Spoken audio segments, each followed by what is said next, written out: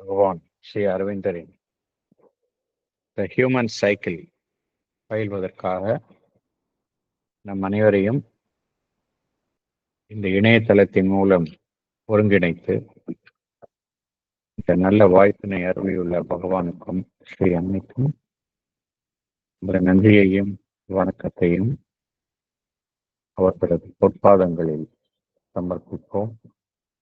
இத்தருணத்தில் நம் மனதில் எழும் ஒவ்வொரு எண்ணத்தையும், இங்கு நாம் பேசும் ஒவ்வொரு வார்த்தையையும் அவர்களுக்கு காணிக்கையாக சமர்ப்பிப்போம்.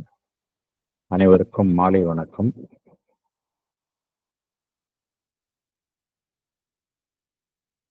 இன்றைக்கு நாம் தி ஹியூமன் சைக்கிள் புத்தகத்தில் புதிய சாப்டர் 8 பார்க்க உள்ளோம். அதன் தலைப்பு என்னவென்றால் சிவிலைசேஷன் அண்ட் பார்பாரிசம். நாகரிகம் என்றால் என்ன, நாகரிகம் அடையாத நிலை என்றால் என்ன என்பது குறித்து விளக்குகின்றார். போன சாப்டர் என்ன, அதனுடைய தலைப்பு என்னவென்றால், இதற்கு முந்தைய சாப்டர் என்ன கருத்தை கொண்டதாக இருந்தது என்றால், the ideal law of social development. அதாவது ஒரு சமுதாயத்தினுடைய வளர்ச்சி என்பது எந்த ஒரு உன்னதமான விதியின்படி அமைய வேண்டும் என்பது குறித்து இருந்தது. அது என்ன பார்த்தோம் என்றால், எது ஒரு உன்னதமான விதியாக இருக்க முடியும் ஒரு சமுதாயத்திற்கு என்றால், தனிமனிதன் ஒரு முழுமையான வளர்ச்சியை சுதந்திரமாக அடைய வேண்டும். அத்துடன் மற்ற மனிதர்கள் தான் மாத்திரம் வளர்வது மட்டுமல்லாமல் மற்ற மனிதர்களும் வளர்வதற்கு அவன் ஒரு உதவி செய்யும் ஒரு கருவியாக இருக்க வேண்டும். அதே போல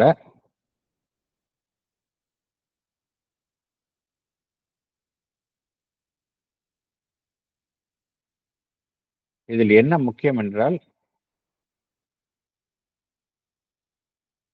இந்த வளர்ச்சி என்பது இங்கு எதை நோக்கி இருக்க வேண்டும் என்றால்,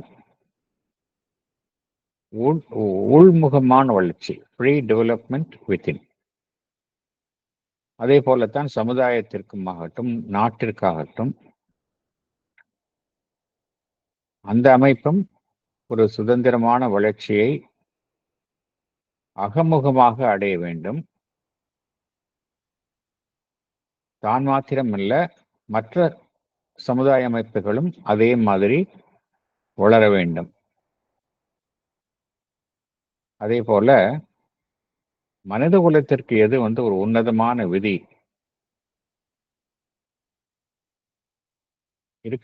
விதியாக இருக்க வேண்டும் என்றால்,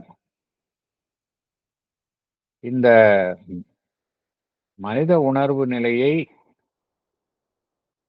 மேல் நோக்கி அழைத்து செல்லும் அந்த பரிணாம வளர்ச்சியில் தன்னை முழுவதுமாக ஈடுபடுத்தி,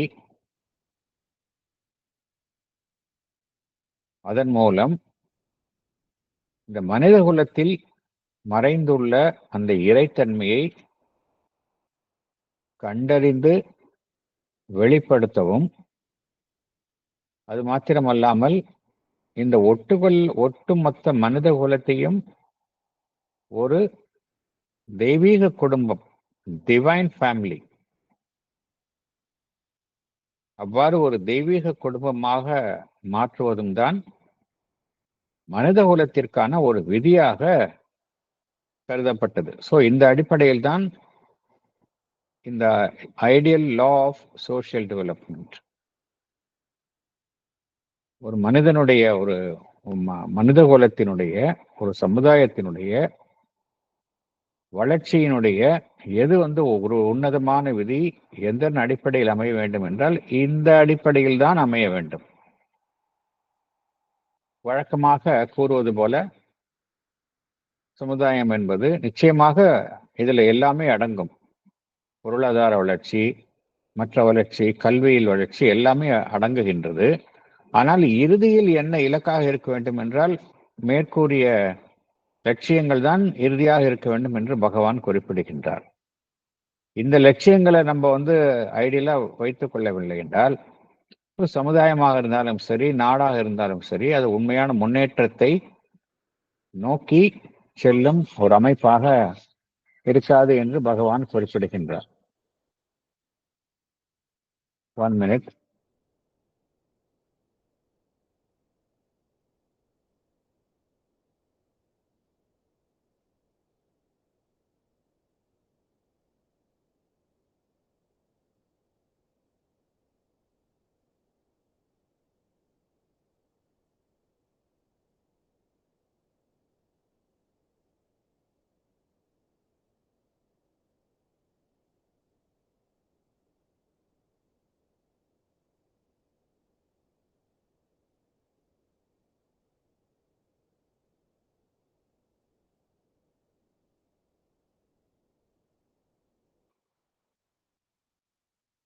மேலும் பகவான் என்ன கூறியிருந்தார் என்றால், மனிதகுலம்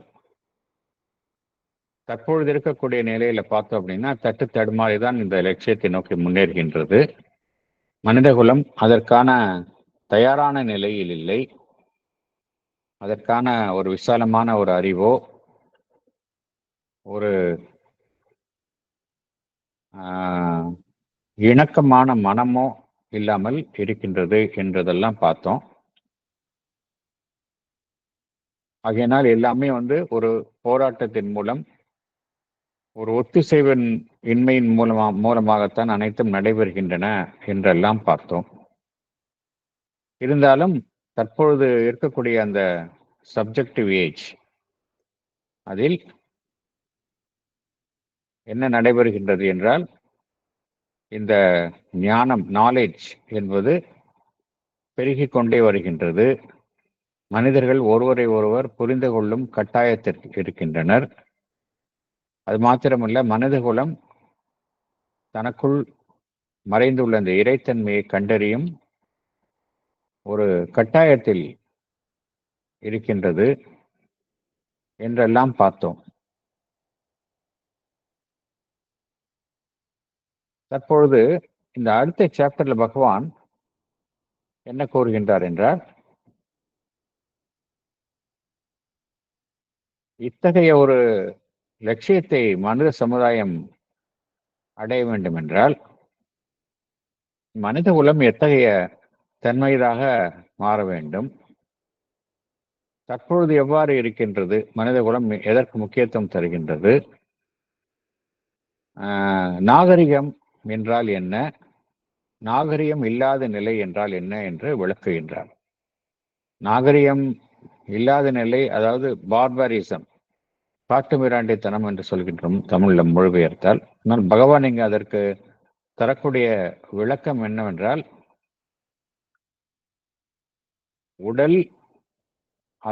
உடலை சார்ந்த ஒரு சக்தி, அதில் மாத்திரமே கவனம் செலுத்தினால் அதுதான் காட்டுமிராண்டித்தனம் என்று கூறுகின்றார். உடலினுடைய தேவைகள், உடலினுடைய ஒரு சக்தி, அதற்கு மாத்திரமே முன்னுரிமை அளித்தோம் என்றால் அதுதான் மனம் என்கின்ற மனம், மனிதனுடைய உணர்ச்சிகள், இவைகள் அனைத்தையும் பின்னுக்கு தள்ளிவிட்டு வெறும் உடலினுடைய ஒரு பலம், அதற்கு மாத்திரமே முன்னுரிமை அளித்தால் அதுதான் பார்பாரிசம் என்று கூறுகின்றார். நாம் தற்பொழுது உள்ளே செல்லலாம், சாப்டருக்கு உள்ளே போகலாம். The Human Cycle, Chapter 8, Civilization and Barbarism. Paragraph 1. Once we have determined that this rule of perfect individuality and perfect reciprocity is the ideal law for the individual, the community, and the race, and that of the perfect union and even oneness in a free diversity is its goal, we have to try to see more clearly what we mean when we say that self-realization is the sense, secret or overt, of individual and of social development. As yet, we have not to deal with the race, with mankind as a unity. The nation is still our largest, compact, and living unit. And it is best to begin with the individual, both because of his nature, we have a completer and nearer knowledge and experience than of the aggregate soul and life, and because the society or nation is, even in its greater complexity, a larger, a composite individual, the collective man. What we find valid of the former is therefore likely to be valid in its general principle of the larger entity. Moreover, the development of the free individual is, we have said, the first condition for the development of the perfect society. From the individual, therefore, we have to start. He is our index and our foundation. Thank you. Can I read, sir? Yes, please. Salient points. We have seen that perfect individuality and perfect reciprocity between the individual and the community is the ideal law for human race. The oneness in a free diversity is the goal. Self-realization must be understood clearly in the sense of individual and of social development. It is better to start with the individual because we have a completer knowledge of the individual than of the aggregate soul, and also because the society or nation is a larger, a composite individual, the collective man. Therefore, what is valid for the individual is also valid in general principle for the nation. As the development of free individual is the first condition for the development of the perfect society, we have to start from the individual. Thank you, sir. Thank you. நம்ம அந்த ideal law of social development அப்படின்னு பார்த்தோம். எது ஒரு உயர்வான லட்சியமாக இருக்கணும் ஒரு சமுதாயத்திற்கு அப்படிங்கிறத பார்த்தோம். அது எங்கேருந்து ஆரம்பிக்கிறது அப்படின்னு பார்க்கும்பொழுது அது தனி மனிதன் கிட்ட தான் ஆரம்பிக்கணும் அப்படிங்கிறார். ஒரு நாடோ ஒரு சமுதாயமா முன்னேறணும்னா தனி மனிதன் கிட்ட தான் ஃபர்ஸ்ட் ஆரம்பிக்கணும் அப்படிங்கிறார்.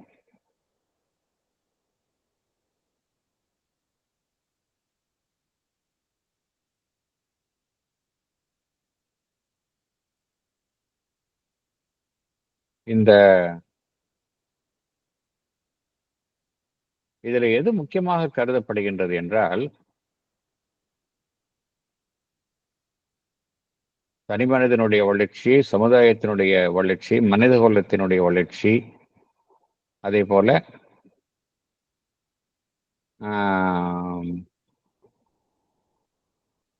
மாறுபட்ட வேறுபாடுகளை கொண்ட ஒரு அமைப்பிலும் ஒரு ஒருமையை கொண்டு வருதல். ஏனென்றால் மனித குலம் என்பது எல்லாமே பார்த்தோம் அப்படின்னா ஒரு எண்ணற்ற வேறுபாடுகளை கொண்ட ஒரு அமைப்பாக காணப்படுகின்றது. அதுல எது இலக்காக இருக்க வேண்டும் என்றால் அதுல ஒன்னஸ் இன் டைவர்சிட்டி.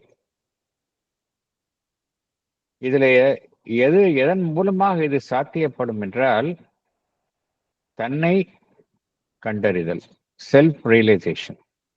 அதுதான் முக்கியம். செல்ஃப் ரியலைசேஷன் அப்படிங்கிறது எதற்கு அடிப்படையான அம்சமாக இருக்கின்றது என்றால் தனிமனித வளர்ச்சிக்கு மாத்திரமல்ல, சமுதாய வளர்ச்சிக்கும் அதுதான் அடிப்படை அம்சமாக இருக்கின்றது. Self realisation. இதுல கீ என்னன்னா செல்ஃப் ரியலைசேஷன்.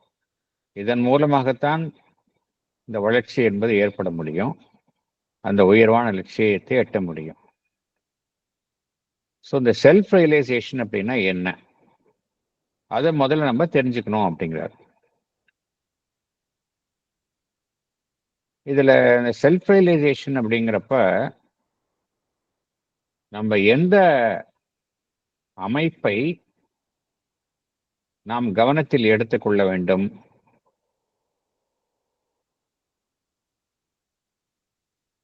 அந்த மனிதகுலம் என்கின்ற ஒட்டுமொத்த அமைப்பையா, அல்லது ஒரு நாடு என்கின்ற ஒரு ஒட்டுமொத்த ஒரு அமைப்பையா என்றால்,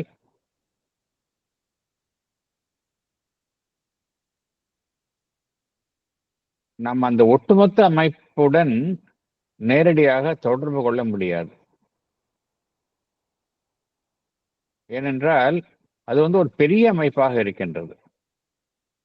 நாடோ சமுதாயமோ, சமுதாயம் என்கின்ற ஒரு தொகுப்பை எடுத்துக்கொண்டால் அது பெரிய அமைப்பாக இருக்கின்றது. ஸோ எங்கிருந்து இந்த செல்ஃப் ரியலைசேஷன் என்கின்ற அந்த ஒரு இயக்கம் நடைபெற வேண்டும் என்றால், தனிமனிதன் என்கின்ற ஒரு அமைப்பில் இருந்துதான் இது ஆரம்பிக்க வேண்டும். அதுதான் மிகச் சிறந்தது என்று இங்கு குறிப்பிடுகின்றார். என்ன காரணத்தினால தனிமனிதன் கிட்ட இருந்து ஆரம்பிக்கணும் அப்படின்னா,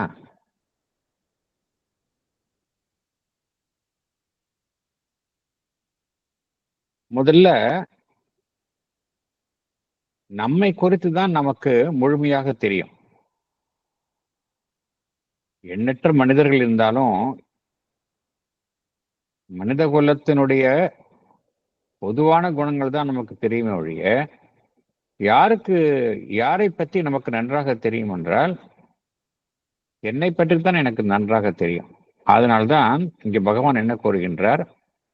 முதலில் தனி மனிதன் என்கின்ற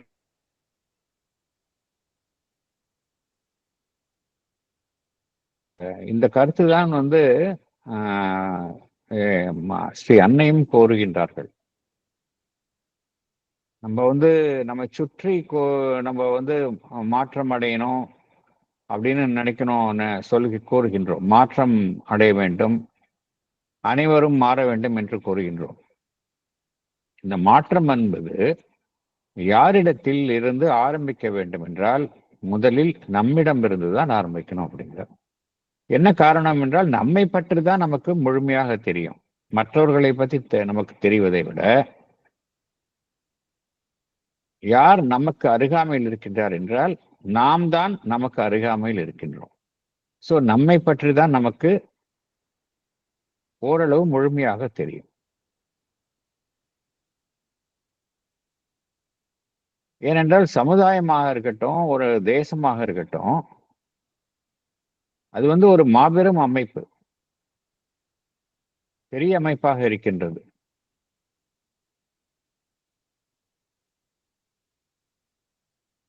என்ன காரணத்தினால ஒவ்வொரு தனிமனிதனிடத்திலும் இருந்தும் இந்த செயல்பாடு, தன்னை கண்டறியும் முயற்சி என்பது ஆரம்பிக்க வேண்டும் என்றால், நாம் கூறுகின்ற சமுதாயமோ தேசமோ உண்மையிலேயே என்னவென்றால், தனிமனித ஆன்மாக்களினுடைய ஒரு தொகுப்பு தான், தனிமனித வாழ்வினுடைய ஒரு தொகுப்பு தான். அதனால்தான் ஒவ்வொரு தனிமனிதனிடம் இருந்தும் அந்த மாற்றம் நிகழும் பொழுது ஒட்டுமொத்த சமுதாயத்திலும் அந்த மாற்றம் நிகழ்கின்றது. இண்டிவிஜுவல் மேன் அப்படிங்கிறது தனிப்பட்ட ஒரு அமைப்பு. தனிப்பட்ட மனிதர்களுடைய தொகுப்பு தான் கலெக்டிவ் மேன் அப்படிங்கிறது. ஸோ சமுதாயத்திலோ நாட்டிலோ மாற்றம் ஏற்பட வேண்டும் என்றால், ஒவ்வொரு தனி இடத்திலும் மாற்றம் ஏற்பட வேணும். ஆகையினால இந்த மாற்றம் என்பது யாரிடம் இருந்து துவங்குகின்றது என்றால், தனிமனிதன் என்கின்ற என்னிடம் இருந்துதான் துவங்குகின்றது. அதுபோல சமுதாயம் என்பது தனிமனிதர்களுடைய தொகுப்பாக இருக்கின்றது. அதனால என்ன நடைபெறுகின்றது என்றால், எனக்கு என்ன பொருந்துமோ அதேதான் என் மூலமாக மற்ற நான் சார்ந்துள்ள ஒரு அமைப்பிற்கும் பொருந்தும். ஒரு பொதுவான விதியாக எதை கூறுகின்றோம்? எனக்கு என்ன பொருந்துமோ சாத்தியமோ அது மற்ற நான் சார்ந்துள்ள அந்த குழுவிற்கும் சமுதாயத்திற்கும் பொருந்தும்.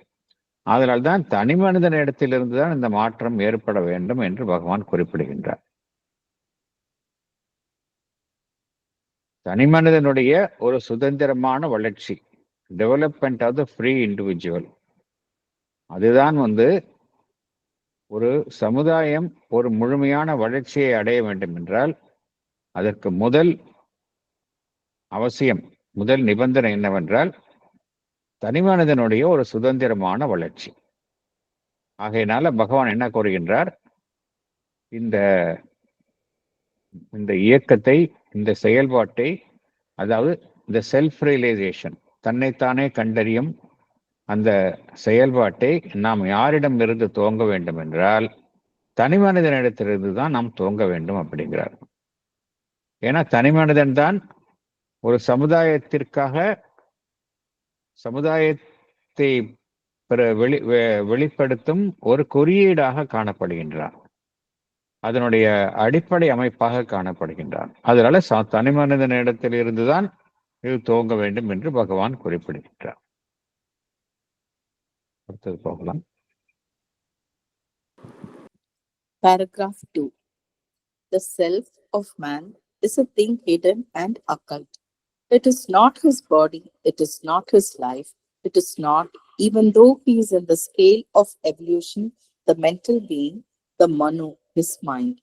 Therefore, neither the fullness of his physical, nor of his vital, nor of his mental nature can be either the last term or the true standard of his self-realization. They are means of manifestation, subordinate indications, foundations of a self-finding, values, practical currency of a self, what you will, but not the thing itself, which he secretly is and is obscurely groping or trying overtly and self-consciously to become. Man has not possessed as a race this truth about himself, does not now possess it except in the vision and self-experience of the few in whose footsteps the race is unable to follow, though it may adore them as avatars, seers, saints, or prophets. For the oversoul, who is the master of our evolution, has his own large steps of time, his own great eras, tracks of slow and courses of rapid expansion, which the strong, semi-divine individual may overleap, but not the still half-animal race. Thank you. Thank you. Salient points. The self of man is not his body, life, and mind. Therefore, the fullness of these instruments is not the end. They are only means of manifestation, foundations of his self-finding. Man does not possess the truth about his soul, except the avatars and seers, in whose footsteps the human race is unable to follow. Because the oversoul, cosmic self, has its own pace of evolution, which a spiritual man can overleap, but not the ordinary man. Thank you. Thank you, sir. The self of man அப்படிங்கிறது என்ன? செல்ஃப்னா ஆத்மன் இல்லையா? இங்க நம்மளுடைய soul அது என்ன அப்படிங்கிறது எவ்வளவு பேருக்கு தெரியும்? நம்மை எடுத்துக்கொண்டாலே நாம் படிக்கின்றோம், அவ்வளவுதான். நமக்குள்ளே அது இருக்கின்றது என்பது உண்மை. ஆனா நாம் அதை அறிந்துள்ளோமா என்றால் இல்லை. அது மறைந்து இருக்கின்றது, ஒரு மறைபொருளாக நம்முள் இருக்கின்றது. அது நம்முடைய உடல் இல்லை, நம்முடைய வாழ்வு இல்லை, நம்முடைய மனமும் இல்லை, இல்லையா? இது எதுவுமே கிடையாது. அதனால் நம்முடைய உடலினுடைய பாகங்கள், அவற்றினுடைய முழுமையோ அல்லது நம்மளுடைய பிராணமயம் அல்லது உணர்ச்சி மயம் அதனினுடைய முழுமையோ அல்லது நம்முடைய மனதினுடைய இயல்பினுடைய முழுமையோ,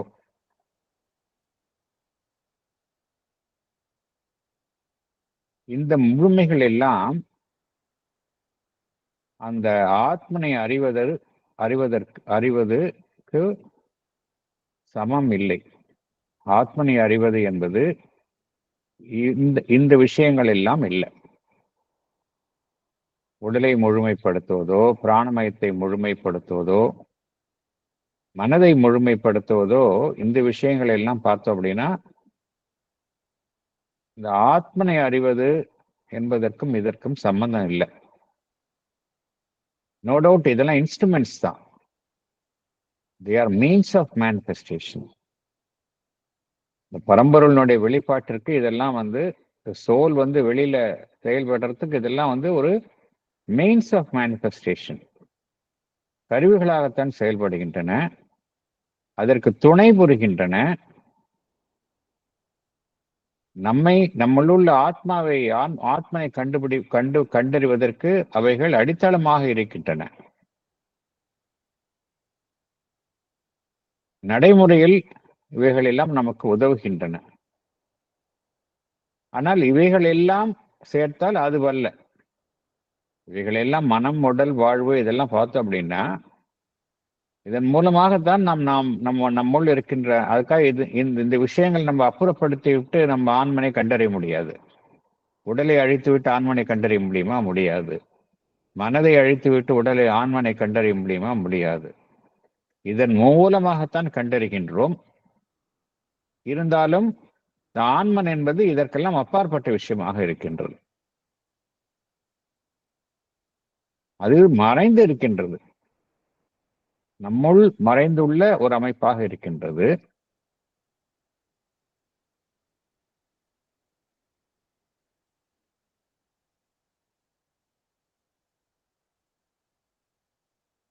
அந்த மறைந்துள்ள அமைப்பை இந்த விஷயங்கள் எல்லாம் இருட்டில் துழாவி ஒன்றை கண்டறிவது போல கண்டறிய முயற்சிக்கின்றன. மறைந்துள்ள அந்த ஆன்மனை இந்த விஷயங்கள், நம்முடைய மனம், உடல், பிராணமயம் எல்லாமே எவ்வாறு இருட்டில் துழாவி நாம் ஒன்றை கண்டறிகின்றோமோ அதே போல நம்முள் மறைந்திருக்கின்ற ஆன்மனை இந்த துணை அம்சங்கள் எல்லாம் கண்டறிய முயலுகின்றன. அதுதான் உண்மை.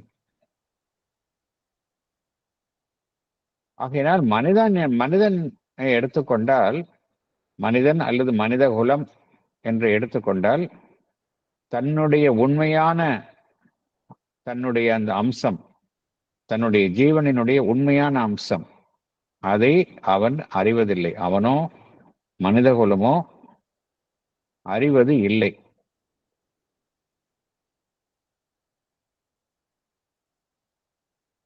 இந்த ஞானத்தை அவன் தற்பொழுது அடையவில்லை. யார் அறிந்திருக்கின்றார்கள் அந்த ஆத்ம ஞானத்தை? எவர் அடைந்து உள்ளார்கள் என்றால்,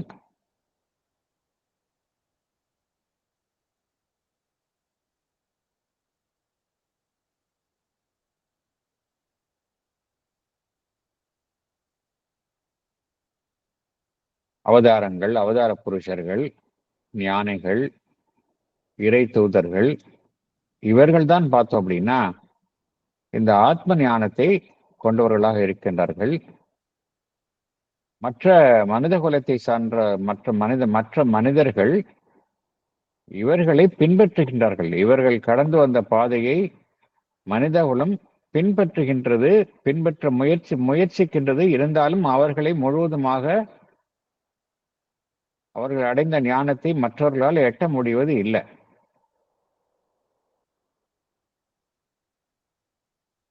சில பேருக்குத்தான் இந்த ஒரு விசேஷமான ஒரு சலுகை கிட்டுகின்றது.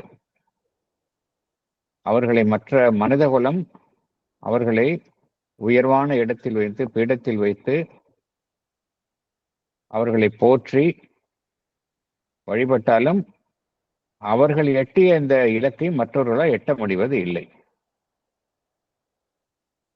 என்ன காரணம்? என்ன காரணத்தினால சில பேருக்குத்தான் இந்த ஒரு விசேஷமான ஒரு வாய்ப்பு கிடைக்கின்றது, ஒட்டுமொத்த மனித குலமும் ஏன் இதை அடைய முடியவில்லை என்றால்,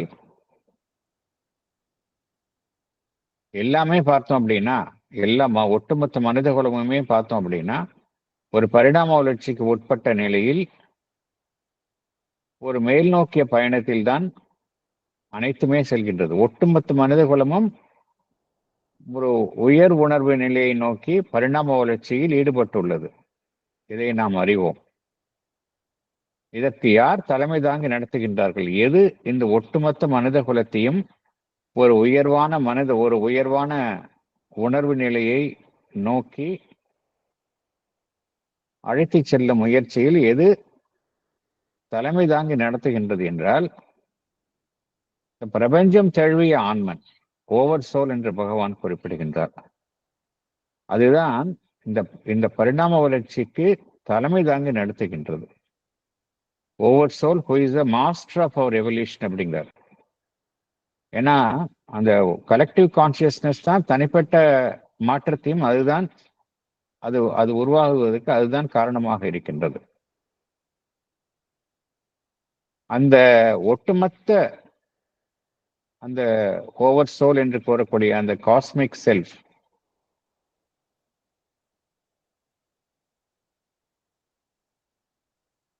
அதனுடைய செயல்பாடு எப்படி இருக்கின்றது என்றால், அதற்கென்றே உரிய வகையில் தான் அது செயல்படுகின்றது.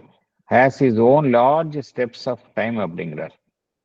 லார்ஜ் ஸ்டெப்ஸ் ஆஃப் டைம் அப்படின்னு அர்த்தம், அதனுடைய செயல்பாடு எல்லாம் பிரம்மாண்டமான அளவில் இருக்கின்றது. காலம் என்பது அதை பொருட்படுத்தாது. காலம் அதுக்கு காலம் என்பது ஒரு பொருட்டான விஷயம் கிடையாது.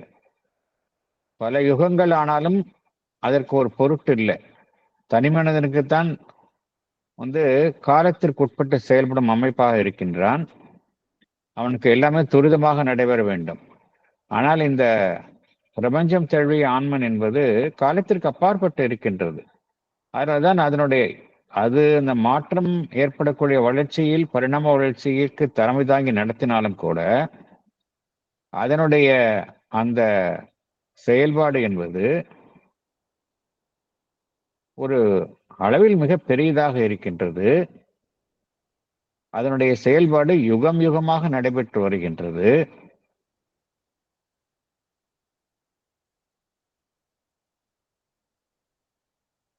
பார்ப்பதற்கு பார்த்தோம் அப்படின்னா ஒரு மெல்ல மெல்ல நடைபெறும் ஒரு மாற்றமாக காணப்படுகின்றது. ஆகையினால் அந்த பிரபஞ்ச ஆன்மனுடைய செயல்பாடு எப்படி நடைபெறுகின்றது என்றால், ஒரு மெல்ல நடைபோடும் ஒரு செயல்பாடாக நடைபெறுகின்றது. ஒரு மெல்ல நடைபோடும் செயல்பாடாக நடைபெறுகின்றது. அதனால்தான் பார்த்தோம் அப்படின்னா எல்லாரும் அதற்கு உட்பட்டு செயல்படுறதுனால எல்லாராலையுமே அந்த உயர்வான உணர்வு நிலையையோ ஆன்மனை கண்டறியும் அந்த ஆத்ம ஞானம் பெறுவதோ இல்லை. ஏன்னா நம்ம ஒட்டுமொத்த பரிணாம வளர்ச்சியில் இருக்கிறோம். அது ரொம்ப ஸ்லோவா தான் நடைபெற்று கொண்டிருக்கின்றது. அதற்கு உட்பட்டு நாமும் இருப்பதனால நம்முடைய அந்த முயற்சியும் ரொம்ப மெதுவாகத்தான் நடைபெறுகின்றது. ஆனா இந்த நாம் ஏற்கனவே பார்த்த அவதாரங்கள், சித்த புருஷர்கள், இறை தூதுவர்கள், அவர்கள்லாம் இதற்கு கட்டுப்பட்டவர்கள் அல்ல. அவர்கள் இதை கடந்து செல்ல முடியும். அவர்கள் எல்லாம் எத்தகையவர் என்று பகவான் விவரிக்கின்றார் என்றால், ஒரு வலிமையான ஒரு ஆன்மீக தளத்தை சார்ந்தவர்கள், ஸ்ட்ராங் செமி டிவைன் இண்டிவிஜுவல், எல்லாமே இறையம்சம் கொண்ட மனிதர்கள். அவர்கள் இந்த மெல்ல நடைபெறும் இந்த ஒரு பயணத்தை அவர்கள் அந்த ஒரு போக்கை தாண்டி வேகமாக செயல்படுபவர்கள், அவர்களால முடியும். ஆனால் மற்ற மனித குலத்துல மற்ற மெஜாரிட்டி எப்படி இருக்காங்க அப்படின்னா, இன்னும் வந்து ஒரு பாதி மிருகம் அந்த நிலையில் தான் இருக்கின்றார்கள். அவர்கள் வந்து இந்த துரிதமான ஒரு கதியை எட்ட முடியவில்லை. For the oversoul, who is the master of our evolution, has his own large steps of time, his own great eras, tracts of slow and courses of rapid expansion, which the strong semi-divine individual may overleap. யாருக்கு முடியும் இந்த அந்த பொதுவாக நடைபெறும் பரிணாம வளர்ச்சியை அதனுடைய அந்த மெல்ல நடைபெறும் அதை தாண்டி யார் வந்து இலக்கை வந்து வேகமாக எட்ட முடியும்னா, யார் வந்து இறைத்தன்மை எட்டிவிடாக இருக்கின்றார்களோ, செமி டிவைன் இண்டிவிஜுவல். நாம் ஏற்கனவே பார்த்த இந்த அவதார புருஷர்கள், இறை தூதுவர்கள், சித்த புருஷர்கள், அவர்களுக்கு சாத்தியம். அவங்க இந்த ஸ்லோ எவல்யூஷனுக்கு வந்து கட்டுப்பட்டு நடக்கணும்னு அவசியம் கிடையாது. அவங்க ஃபாஸ்டா அந்த செல்ஃப் ரியலைசேஷன் அவங்களுக்கு முடியும். ஆனால் majority of the human race எப்படி இருக்குன்னா, பாதி மிருகமாகத்தான் இருக்கின்றது, ஹாஃப் அனிமல் ரேஸ். அவர்களுக்கு இது சாத்தியம் இல்லை அப்படிங்கிறார். பட் நாட் ஸ்டில், இன்னும் சாத்தியம். அதாவது இன்னும் அந்த நிலைமையை மற்ற ஏனைய மனித குலம் அந்த நிலையை எட்டவில்லை என்று பகவான் குறிப்பிடுகின்றார். இது பாருங்க, இந்த ஹியூமன் சைக்கிள் இது வந்து 1915-16 ஆரம்பித்து வெளிவந்த விஷயம். அதெல்லாம் அப்ப வந்து இந்த ஒரு உண்மையை தெரிவிக்கின்றார். இதுக்கு சொல்யூஷனும் பகவான் கொடுத்துடுறார்.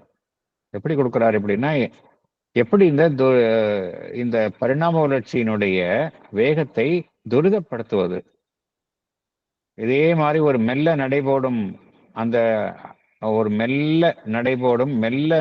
நடைபெறும் ஒரு இயக்கத்திற்கு உட்பட்டுதான் அனைத்து மனித குலமும் இருக்க வேண்டுமா? அதை தாண்டி செல்ல முடியுமா? இல்ல வெகு சிலர் தான் அதை தாண்டி செல்ல முடியுமா என்றால், பகவான் வந்து இதற்காக ஒரு சொல்யூஷனை கொடுத்திருக்காங்க. இந்த சுப்ராமெண்டல் கான்சியஸ்னஸ் வந்து எதற்காக புவியில் அவர்கள் வந்து ஒரு செயல்படும் விதியாக பகவான் அதை இரக்கம் கொள்ள செய்து செயல்படும் விதியாக நிர்ணயித்தாரோ, எதற்காக என்றால், இதன் மூலமாக இந்த ஸ்லோ பேஸ் ஆஃப் எவல்யூஷன் அது வந்து அதனுடைய வேகம் வந்து துரிதப்படுத்தப்படும். அதனால்தான் வந்து இன்னும் எவ்வளவு காலம் பிடிக்கும் என்று அதர்வைஸ் பார்த்தோம் அப்படின்னா, பல்வேறு யுகங்கள்னா எவ்வளவோ ஆயிரக்கணக்கான வருஷங்கள் ஆகும். அதற்கு பதிலாக சில 100 வருடங்கள் இது சாத்தியமாகும் என்று அன்னை கோருகின்றார்கள். அன்னைகிட்ட கேட்குறாங்க, மதர்கிட்ட கேட்குறாங்க, மதர் சுப்ராமெண்டல் ரேஸ் அப்படிங்கிறது நடக்கிறதுக்கு பல ஆயிரம் வருடங்கள் காலம் பிடிக்குமா என்று கேட்கின்றார்கள். ஸ்ரீ அன்னை என்ன கோருகின்றார்கள்? நீங்கள் ஒன்றை மறந்துவிடக்கூடாது. There is something called divine grace. இறை அருள் என்று ஒன்று இருக்கின்றது. அதன் மூலமாக சில 100 வருடங்களில் இது சாத்தியம் என்று அன்னை கூறுகின்றார்கள். ஆகையினால இந்த கருத்திற்கு பகவான் வந்து அதற்கான தீர்வையும் வழங்கி இருக்கின்றார். அடுத்தது பார்க்கலாம். The course of evolution proceeding from the vegetable to the animal, from the animal to the man, starts in the latter from the subhuman. He has to take up into him the animal and even the mineral and vegetable. They constitute his physical nature, they dominate his vitality, they have their hold upon his mentality.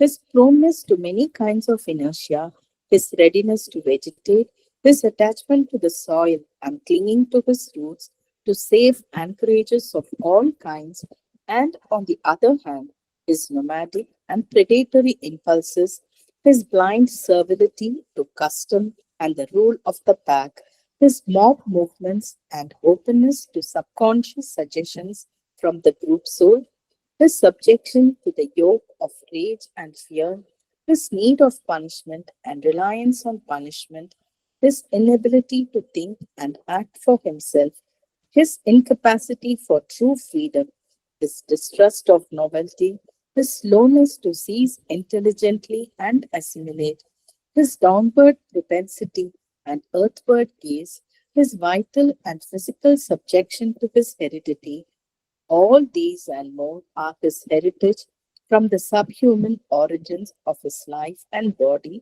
and physical mind. It is because of this heritage that he finds self exceeding the most difficult of lessons and the most painful of endeavors. Yet it is by exceeding of the lower self that nature accomplishes the great strides of her evolutionary process. To learn by what he has been, but also to know and increase to what he can be is the task that is set for the mental being. Thank you. Thank you. கேக்குதா sir? படிங்க madam, இப்ப படிங்க. In the course of evolution, இப்ப நல்லா clear-ஆ கேக்குதா இருக்கு, sir? படிங்க. இப்ப clear-ஆ இருக்கு. In the course of evolution, from the vegetable to the animal and from the animal to the man, the life forms below the man dominate his vitality and have their hold on his mentality. Man's inertia, clinging to his roots, nomadic impulses, bondage to his customs, mob movements, openness to subconscious, suggestions from group soul, subjection to fear, need of punishment, his incapacity for true freedom, his unwillingness to novelty, his downward propensity, his vital and physical subjection to his heredity or his heritage from his subhuman origins. Because of his heritage, he finds it difficult to go beyond his present stage. To learn from his past and to know and grow to what he can be in future is the task set before him as the mental being. Thank you, sir. Thank you.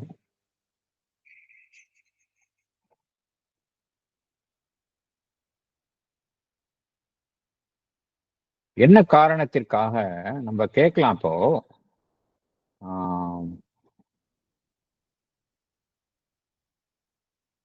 Majority of the human race பார்த்தோம் அப்படின்னா, religion வந்திருக்கு, ஸ்பிரிச்சுவாலிட்டிலாம் வந்தாலும் கூட majority of the human race வந்து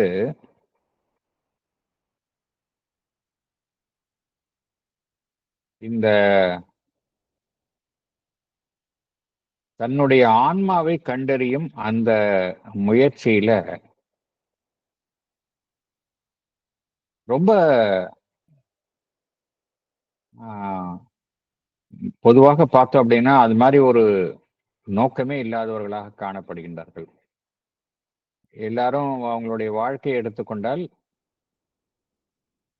உடல், மனம், அந்த பிராணமயம் இவைகளினுடைய தேவைகளை திருப்திப்படுத்துதல் அதுதான் எல்லாருக்கும் பிரதானமாக இருக்கின்றது. பிறந்ததிலிருந்து இறக்கும் வரை பார்த்தோம் அப்படின்னா இதுதான் பிரதானமா இருக்கு. 99% ஆஃப் த ஹியூமன் பீயிங்க்கு அதுதான் பிரதானமா இருக்கு.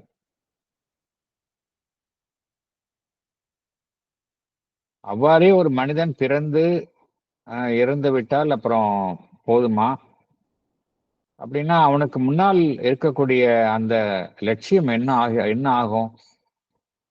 அவனுக்கு முன்னாடி ஒரு பெரிய லட்சியம் இருக்கு இல்லையா? மனிதன் வந்து அடுத்த கட்டத்திற்கு போகணுங்கிற லட்சியம் இருக்கு. ஆனா இது எல்லாமே மறந்து விட்டு மனிதன் வெறும் உடல், மனம், தன்னுடைய பிராணமயம், அதனுடைய திருப்தி, அதனுடைய ஆசைகளை நிறைவேற்றிக் கொள்ளுதல், அதிலேயே அவன் திருப்தி அடைந்து விடுகின்றான். நம்ம ஏற்கனவே பார்த்த மாதிரி வெகு சிலர் தான் வந்து அந்த ஆன்ம ஞானத்தை எட்டுபவர்களாக இருக்கின்றனர். அவர்கள் எல்லாம் எப்படிப்பட்டவர்கள்? செமி டிவைன் பீயிங்ஸ் அப்படிங்கிறார். ஏற்கனவே அவங்கள்ட்ட இறைத்தன்மை இருக்கின்றது. மற்றவர்கள்லாம் எப்படி இருக்கிறாங்க? எல்லாமே பாதி மிருகங்கள் எல்லாம் அந்த நிலையில தான் இருக்கிறாங்க அப்படிங்கிறாரு பகவான். என்ன காரணம் அதற்கு? காரணம் ஏதாவது இருக்கணும்ல. அது என்ன காரணத்தினால மனிதன் அப்படி இருக்கிறான் அப்படின்னா, நம்ம எங்கிருந்து வந்திருக்கோம்? பரிணாம வளர்ச்சியில, பரிணாம வளர்ச்சியினுடைய அந்த அந்த சக்கரம் அதை பார்த்தோம் அப்படின்னா, ஆரம்பத்துல மேட்டர்ல இருந்து தாவர இனங்கள், தாவர இனங்கள்ல இருந்து அடுத்தது விலங்கினத்துல வந்தது. விலங்கினத்திலிருந்து மனிதன் வந்துள்ளான்.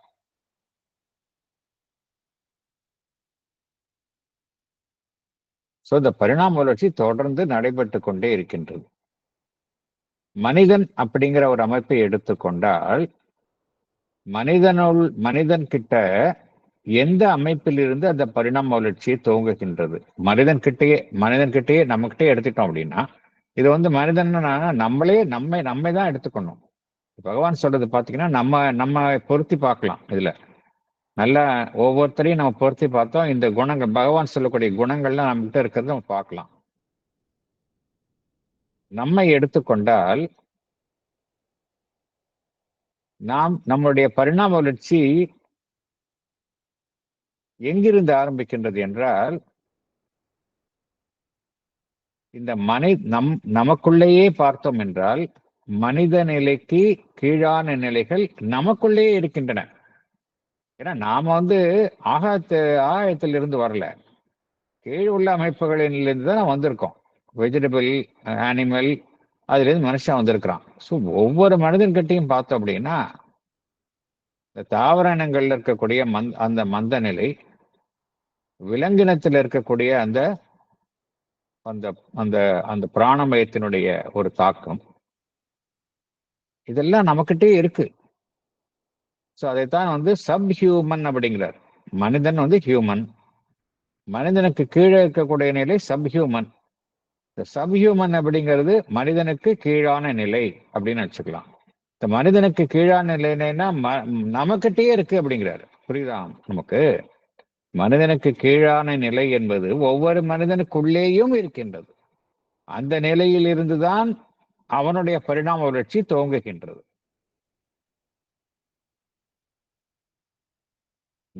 நம்முடைய பரிணாம வளர்ச்சி என்பது எதை அது தன்னுள் கொண்டதாக இருக்கின்றது என்றால், விலங்கினத்தினுடைய பரிணாம வளர்ச்சியும் அதனுள் கொண்டதாக இருக்கின்றது. மினரல்ஸ் அதனுடைய பரிணாம வளர்ச்சியும் அதனுடைய அம்சங்களையும் தன்னுள் கொண்டதாக இருக்கின்றது. தாவர இனங்கள் அதனுடைய அம்சங்களையும் தன்னுள் கொண்டதாக இருக்கின்றது. இதெல்லாம் வச்சுக்கிட்டு தான் நம்ம பரிணாம வளர்ச்சியில அடுத்த நிலைக்கு போறோம். இந்த அம்சங்களை எல்லாம் நமக்குள்ளேயே இருக்கின்றது. அதுதான் நம்மளுடைய பிசிக்கல் நேச்சர், உடலினுடைய தன்மையை தீர்மானிக்கின்றது. நம்முடைய வைட்டாலிட்டி, நம்மளுடைய உணர்ச்சி மையம், அதுதான் தீர்மானிக்கின்றது. நம்மளுடைய மென்டாலிட்டி, மைண்ட், அதை தன் வசம் அது வைத்துள்ளது. ஸோ இதை மீறிட்டு நம்மளால செயல்பட முடியல. அதனால என்ன நடைபெறுகின்றது? நம்ம எடுத்துக்கொண்டால் நாம் எவற்றுக்கெல்லாம் நாம் எவற்றினால் நாம் பாதிக்கப்பட்டுள்ளோம், எத்தகைய தன்மையை நாம் கொண்டுள்ளோம். நம்ம கிட்ட மந்த நிலை இருக்கின்றது, இனேஷியா இருக்கின்றது. எல்லார்கிட்டையும் எடுத்துக்கிட்டோம் அப்படின்னா உடல்ல ஒரு மந்த நிலை இருக்கின்றது, இனேஷியா இருக்கின்றது. அதே போல ஒரு முன்னேற்றம் அடையாமல் ஒரு தேங்கிய நிலை, முன்னேற்றம் அடையாமல் தேங்கிய நிலை, அது நமக்கிட்டையும் இருக்குது. Readiness to vegetate. வெஜிடேட் என்ன அர்த்தம்? முன்னேறாமல் ஒரே இடத்துல இருப்பது, தேங்கிய நிலை, அது நமக்கிட்ட இருக்கு. இந்த குணங்கள் எல்லாம் ஒவ்வொரு மனிதர்கள்ட்டையும் பார்த்தோம் அப்படின்னா, கொஞ்சம் ஒருத்தட்ட அதிகமா இருக்கும், ஒருத்தட்ட குறைஞ்சிருக்குமே ஒழிய எல்லார்கிட்டையும் இருக்கும். அது is attachment to the soil. மண்ணின் மைந்தர் அப்படிங்கிறோம். நம்ம இருக்கிற இடத்துல நமக்கு ஒரு அட்டாச்மெண்ட் இருக்குது. Clinging to his roots. நம்மளுடைய அந்த ரூட்ஸ் இருக்கு பார்த்தீங்களா, அதை விட்டு நம்ம வரமாட்டோம். நம்ம நினைக்கிறோம் இதெல்லாம் உயர்வான குணங்கள், உயர்வான குணங்கள் தான். இருந்தாலும் இதெல்லாம் காரணம் பார்த்தோம் அப்படின்னா நமக்கு முன்னால் இருக்கக்கூடிய அம்சங்கள் தான். நம்மளுடைய சப்ஹியூமன் நேச்சர்னு சொல்றாங்கல்ல, அதனுடைய அம்சங்களுடைய வெளிப்பாடாகத்தான் இதெல்லாம் காணப்படுகின்றது. Attachment to the soil, clinging to its roots. எப்படி இருக்கு தாவர இனங்கள், எப்படி இருக்கு? அப்படித்தானே இருக்கு.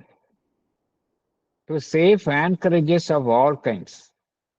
நமக்கு ஒரு கம்ஃபர்ட் ஜோன் வச்சிருப்போம், அதை விட்டு வெளியே போக மாட்டோம். எல்லா மனிதர்களும் அப்படிதான். To safe anchorages of all kinds, அதை விட்டு வெளியே போக மாட்டோம். ஒரு பக்கம் அப்படி இருப்போம், இன்னொரு பக்கம் ஊர் விட்டு வேறு ஊருக்கு போகக்கூடிய அந்த அதாவது ஊராக தெரிதல் என்கின்ற அந்த நொமேடிக் நேச்சர், அந்த குணமும் மறுபுறம் இருக்கின்றது. On the other hand his nomadic and predatory impulses. Predatory இம்பல்சஸ்னா என்ன அர்த்தம்? மற்றவர்களை நம்முடைய தேவைக்கு பயன்படுத்திக் கொள்ளுதல், நம்முடைய பசிக்கு மற்றவர்களை இரையாக்குதல். அதுதான் அனிமல்கிட்ட இருக்கு. அதனுடைய ரிஃபைன்டு ஃபார்ம் தானே நம்ம கிட்ட இருக்கு. அனிமல் என்ன செய்யுது? தன்னுடைய பசிக்கு மற்ற விலங்குகளை அது இரையாக உட்கொள்கின்றது. அதனுடைய ஒரு மாடிஃபைடு ஃபார்ம் தான் நமக்கிட்ட காணப்படுகின்றது. அதே போல விலங்குகளும் அப்படித்தான், நொமேடிக்கா தான் இருக்கும். அதான் நமக்கிட்டே இருக்குது. On the other hand his nomadic and predatory impulses அப்படிங்கிறார். அதே போல his blind servility to custom. இந்த மரபு பழக்க வழக்கம் அப்படிங்கிறதுக்கு நம்ம அடிமையாக இருக்கின்றோம். ஏதோ ஒரு காரணத்தை சொல்லி இதுதான் எங்களுடைய வழக்கம் அப்படின்னு சொல்றோம். இதுக்கு அடிமையாக இருக்கின்றோம். அது எப்படிப்பட்ட அடிமை? குருட்டுத்தனமான அடிமை அப்படிங்கிறார். His blind servility to custom and the rule of the pack அப்படிங்கிறார். ரூல் ஆஃப் த பேக்னு எப்படி? விலங்குகள் அப்படிதானே இருக்கு. ஹர்ட் மென்டாலிட்டின்னு சொல்றாங்கல்ல. என்னை சார்ந்த ஒரு அமைப்பு என்ன செய்கின்றதோ அதைத்தான் நானும் செய்கின்றேன். நான் சார்ந்துள்ள ஒரு அமைப்பு, குடும்பமோ ஒரு சமுதாயமோ என்ன செய்கின்றதோ அதைத்தான் நானும் செய்கின்றேன். The rule of the pack, அதுதான் ரூல் ஆஃப் த பேக் அப்படிங்கிறது. என்னுடைய இயக்கம்லாம் எப்படி இருக்கு? என்னுடைய தனிமனித சுதந்திரமான சிந்தனையின் பேரில் நடைபெறுவது இல்லை. என்னுடைய ஒரு குழுவை சார்ந்த இயக்கமாக இருக்கின்றது. மாப் மென்டாலிட்டின்னு சொல்றாங்கல்ல, அதுதான் இஸ் மாப் மூவ்மெண்ட்ஸ் அப்படிங்கிறாரு. And openness to subconscious suggestions from the group. So இதுல என்ன அப்படின்னா, நம்மிடம் இருந்து எழக்கூடிய பல்வேறு தூண்டுதல்கள், நம்மளுடைய உள்ளத்தில் எழக்கூடிய பல்வேறு தூண்டுதல்கள் எப்படி நமக்குள் தோன்றுகின்றன என்றால், நம்மை அறியாமலேயே நாம் சார்ந்துள்ள அந்த சமுதாயம், அந்த குழு, அதனுடைய அடி உணர்வு தளத்தினுடைய ஆலோசனைகளின் மூலமாக நம்முள்ளேயே அந்த இயக்கங்கள் எல்லாம் தோன்றுகின்றன. என்ன காரணம் என்றால், ஒவ்வொரு மனிதனும் தனி மனிதன் அல்ல. தனியாக இருக்கின்றோம் என்று சொல்லிக் கொண்டாலும் நாம் அந்த பிரபஞ்சத்தினுடைய ஒரு ஒட்டுமொத்த அமைப்பிற்கு உட்பட்ட ஒரு அமைப்பாகத்தான் செயல்படுகின்றோம். ஸோ நமக்குள்ள அந்த பிரபஞ்சத்தினுடைய ஒட்டுமொத்த சிந்தனை, உணர்ச்சிகள், உந்துதல்கள் எல்லாம் அதனுடைய தாக்கம் தொடர்ந்து நம்முள் வந்த வண்ணம் இருக்கின்றன. என்ன நடைபெறுகின்றது? அது நம்மளுடைய அடி உணர்வு தளத்திற்கு சென்று பின்பு நம்மிடம் இருந்து எழும் ஒரு எழுச்சியாக, இயக்கங்களாக நம்மிடமிருந்து வெளிப்படுகின்றன. ஆகையினால் நம்ம என்ன நினைக்கிறோம்? அதெல்லாம் நம்மிடமிருந்து வந்தது அப்படிங்கிறோம். இதற்கு உதாரணம் சொல்லணும் அப்படின்னா, இந்த ஒன்றை அடைய வேண்டும் அப்படிங்கிற ஒரு ஆசை, இந்த பொருள் நல்லா இருக்கு அப்படின்னா அதை அட்வர்டைஸ் பண்றாங்க. அது என்ன, அந்த அட்வர்டைஸ்மெண்ட் என்ன செய்யுது? எல்லார்கிட்டையும் அந்த டிசைரை தூண்டுகின்றது. நமக்கு அந்த டிசைர் சுத்தமா இருக்காது. இருந்தாலும் அந்த ஒரு இடத்துக்கு போனோன்னே நம்ம அறியாமலே ஒரு பொருளை வாங்குறோம். ஒரு சூப்பர் மார்க்கெட்டுக்கோ, ஒரு ஒட்டுமொத்த ஒரு இதுக்கு ஒரு ஒரு எல்லாரும் இருக்கிற இடத்துல ஒரு ஃபேருக்கு போறோம். அந்த இடத்துல போய் நம்மை அறியாமலேயே என்ன செய்கின்றோம்? அந்த ஒரு பொருளை வாங்குகின்றோம். நம்மை அறியாமலே மற்றவர்களுடைய ஆசை வந்து நமக்குள்ளே புகுந்து நம்முடைய ஆசையாக வெளிப்படுகின்றது. இதைத்தான் பகவான் என்ன கூறுகின்றார்? Openness to subconscious suggestions from the group soul அப்படிங்கிறார். அது மாத்திரம் இல்ல, சில நெகட்டிவ் பினாமினானும் நமக்கு காணப்படுகின்றன. என்ன காரணத்தினால இந்த போராட்டங்கள், கிளர்ச்சிகள் மாபெரும் அழிவை ஏற்படுத்துகின்றன அப்படின்னா, மனிதன் வந்து தனியா இருக்கிறப்ப பார்த்தோம் அப்படின்னா ஒழுங்கா பிஹேவ் பண்ணுவான். ஒரு கூட்டமா இருக்கிறப்ப அவனுடைய பிஹேவியர் வந்து ஒரு வயலண்டா இருக்கும். அதனால்தான் பகவான் கூறுகின்றார், he subjection to the yoke of rage and fear அப்படிங்கிறார். ஃபியரும் அப்படிதான். ஃபியர் வந்து ஒருத்தங்களுக்கு வந்ததுன்னா எல்லாருக்கும் வந்துடும். அப்படியே எப்படி நம்ம அந்த பேண்டமிக் கோவிட் போது இந்த ஃபியர் வந்து எல்லாரையும் பாதிச்சுது அப்படின்னா, அது அப்படியே ஒட்டுமொத்தமா எல்லாரையும் பாதிச்சுது. அதே போல்தான் ரேஜ்னா வெறி, அதுவும் அப்படிதான் ஒட்டுமொத்தமா தான் எல்லாரையும் பாதிக்கும். His subjection to the yoke of rage and fear.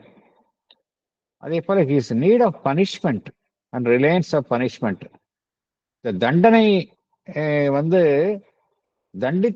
தண்டிக்கப்பட்டதான் அவன் திருந்துகின்றான். ஒவ்வொரு மனிதனை எடுத்துக்கொண்டால் அவனுக்கு தண்டனை கிடைக்கும் அப்படின்னா தான் அந்த காரியத்தை செய்யாம இருக்கிறான். அண்ட் இஸ் அதனாலதான் தண்டனை என்பது நம்முடைய சட்டத்துல வந்து அங்கீகரிக்கப்பட்ட விஷயமாக இருக்கின்றது. His need of punishment and reliance on punishment. ஒவ்வொரு மனிதனும் பார்த்தோம் அப்படின்னா அவனால் வந்து சுதந்திரமாக சிந்திக்கக்கூடிய திறனை அற்றவனாக இருக்கின்றான். சுதந்திரமாக செயல்படவோ சிந்திக்கும் திறனை அற்றவனாக இருக்கின்றான். His inability to think and act for himself. His incapacity for true freedom. எது முழுமையான சுதந்திரம் அப்படிங்கிறதுக்கு இன்னும் ஒவ்வொரு மனிதனுக்கும் தெரியாது. ஏன்னா நம்ம வந்து நம்மை அறியாமல் வந்து மற்றவர்களுடைய உந்துதல்களால் நாம் பாதிக்கப்படுகின்றோம். ஸோ நமக்கு வந்து உண்மையான சுதந்திரம் என்ன என்பதை நம்மால் அறிய முடிவது இல்லை. அப்புறம் புதிதான ஏதோ ஒரு விஷயம் இருந்தது அப்படின்னா அதை நாம் நம்ப மறுக்கின்றோம். புதுசா ஒரு விஷயம் வருது அப்படின்னா அதை நாம் ஏற்றுக்கொள்ள மறுக்கின்றோம். His distress for novelty. அப்புறம் ஒரு புதிய ஒரு அறிவு வருகின்றது, ஒரு புதிய சிந்தனை வருகின்றது என்றால் நம்மால உடனடியாக உள்ள வாங்கிக்க முடியல, உடனடியாக உள்ளே வாங்கி ஜீரணிக்க முடியல. ரொம்ப ஸ்லோவா தான் நம்ம உள்ள வாங்கிக்கிறோம். அப்புறம் எப்பொழுதுமே நம்ம வந்து நம்மளுடைய இயல்பு வந்து கீழியல்பை நோக்கித்தான் ரொம்ப ஈஸியாக போறோம்.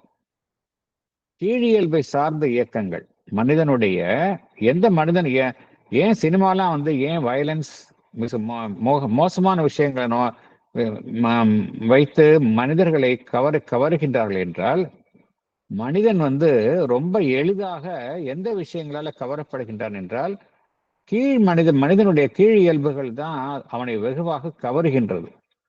வயலன்ஸ், ஹேட்ரட், மற்ற விஷயங்கள் எல்லாம் அவனுக்கு ஈஸியா அப்பீல் ஆகுது. உயர்வான விஷயங்கள் அவனுக்கு வந்து அப்பீல் ஆக மாட்டேங்குது.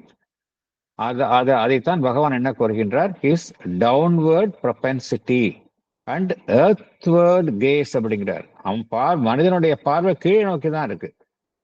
அப்புறம் his vital and physical subjection to his heredity. இது எல்லாத்துக்கும் மேல நம்மளுடைய அந்த மரபுத்தன்மைன்னு இருக்கு. ஒவ்வொரு நம்ம அறியாம அதுக்கு நம்ம வந்து ஹெல்ப்லெஸ்.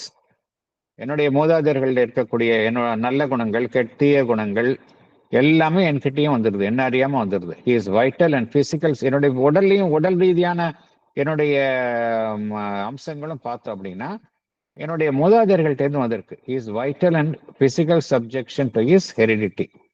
இது எல்லாம் all these and more are his heritage from subhuman origins. இதெல்லாம் இதனுடைய தோற்றம் என்ன அப்படின்னா, இதனுடைய ஆரிஜின் என்ன? இந்த நம்ம பார்த்த உலகத்துக்கும் மனிதனுக்கு கீழே இருக்கக்கூடிய அந்த மனிதனுக்கு கீழான நிலை இருக்கக்கூடிய அந்த நிலைகள் தான் வந்து இந்த அனைத்து அம்சங்களுக்கும் தோற்றுவாயாக இருக்கின்றன அப்படிங்கிறார். All these and more are his heritage from the subhuman origins of his life. நம்மளுடைய வாழ்வு எங்க இருக்கு? அனிமல் அண்ட் தாவர இனம், அதுதானே ஆரிஜினா இருக்கு. ஸோ அங்கேருந்து தான் இதெல்லாம் வந்திருக்கு அப்படிங்கிறார். Of his life and body and physical mind அப்படிங்கிறார். இந்த ஹெரிட்டேஜ் அவனுக்கு இருக்கிறதுனால தான் அவனுக்கு கஷ்டமா இருக்கு. இந்த உயர்வான விஷயங்களை நோக்கி போறது ஏன் கஷ்டமா இருக்கு? ஏன் எல்லாரும் ஆன்மீக நாட்டம் உடையவர்களாக இல்லை? எவ்வளவு பேர் இது மாதிரி ஆன்மீக நாட்டம் உடையவர்களாக இருக்கின்றார்கள்? ரொம்ப ரொம்ப வெகு அபூர்வமாகத்தான் இருக்கின்றார்கள் இல்லையா? ஏன் எல்லாரும் ஆன்மீகத்துக்கு போறதுல வெகு சிலர் தான் போறாங்கன்னா இதுதான் காரணம். அந்த ஹெரிட்டேஜ் அப்படியே மனதுகோலத்தை அமுக்கி வைக்குது. It is because of his heritage that he finds self exceeding. Self எக்ஸீடிங்னா இதை கடந்து செல்லுதல் என்பது, ஒரு மனிதன் தன்னை கடந்து செல்வதல் என்பது அவனுக்கு மிகவும் கடினமாக இருக்கின்றது, மிகவும் ஒரு வேதனை தரும் விஷயமாக இருக்கின்றது. எல்லா முயற்சிகளையும் எது கஷ்டமா இருக்கு அப்படின்னா, என்னுடைய கீழ் மனித இயல்பை வெல்லுவதுதான் எனக்கு கஷ்டம். அதுதான் பகவான் இங்க சொல்கின்றார். ஆனால் கடைசியில் என்ன கூறுகின்றார்? Yet it is by exceeding of the lower self that nature accomplishes the great strides in your evolutionary process. So இயற்கை எப்படி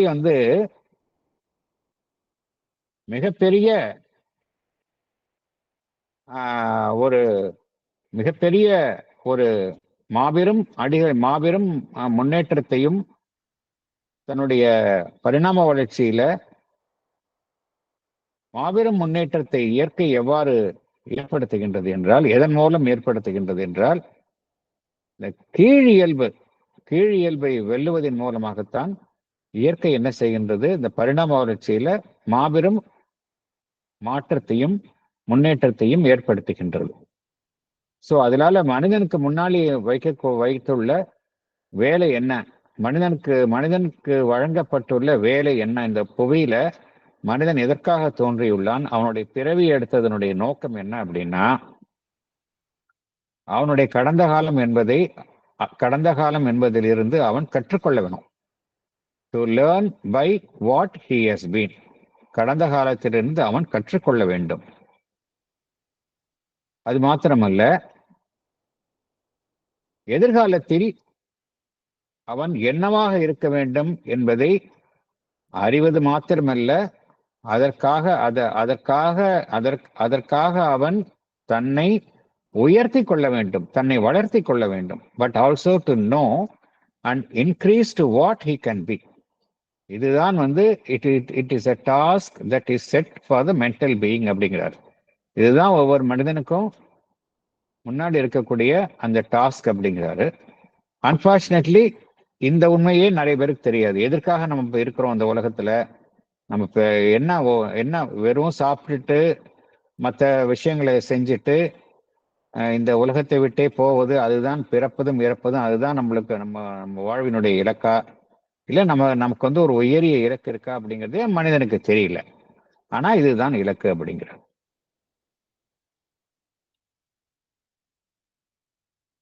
அடுத்தது போகலாம்.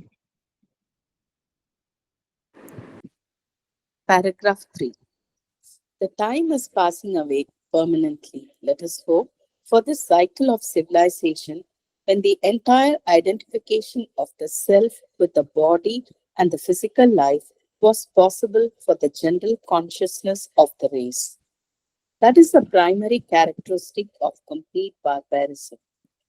To take the body and the physical life as the one thing important, to judge manhood by the physical strength, development, and prowess, to be at the mercy of the instincts which rise out of the physical inconscient, to despise knowledge as a weakness and inferiority, or look on it as a peculiarity and no necessary part of the conception of manhood. This is the mentality of the barbarian. It tends to reappear in the human being in the atavistic period of boyhood, when, be it noted, the development of the body is of the greatest importance. But to the adult man in civilized humanity, it is ceasing to be possible. For, in the first place, by the stress of modern life, Even the vital attitude of the race is changing. Man is ceasing to be so much of a physical and becoming much more of a vital and economic animal. Not that he excludes or is intended to exclude the body and its development or the right maintenance of and respect for the animal being and its excellences from his idea of life.